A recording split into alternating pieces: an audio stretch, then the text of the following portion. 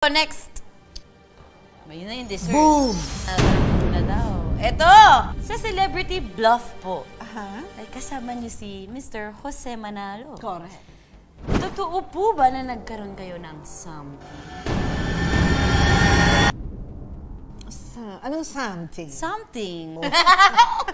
Hindi totoo. Wala kaming something. Hindi totoo. Hindi. Bakit may ganong tanong dito, ate? Ay, hindi ko alam. Pero nakarating sa inyo may ganong mga chismis?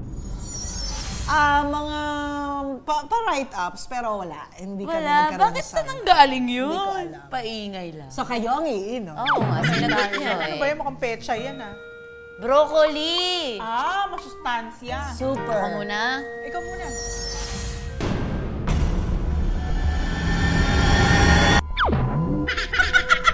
Broccoli solid, wala man lang honey or something.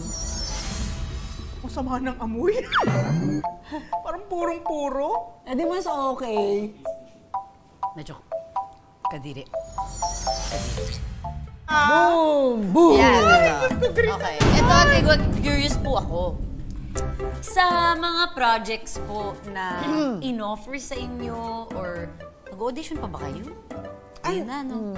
Di na, for sure. Once I did, just this year. Really? For a foreign film. So kahit anong project po na yan, magbigay po kayo ng project na naging successful na dapat sa inyo pero hindi natuloy. Wag na lang. Talaga?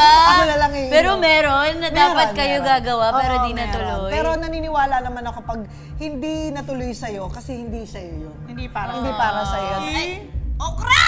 Okra! Buti na lang! Slimy yan ate, Buti slimy. na lang mahilig ako sa okra. Oh my God. Buti hindi nyo sinagot. Yuck! Parang sarap na It's sarap ako, Mami. slimy! Sarap, mahilig ako sa buhay.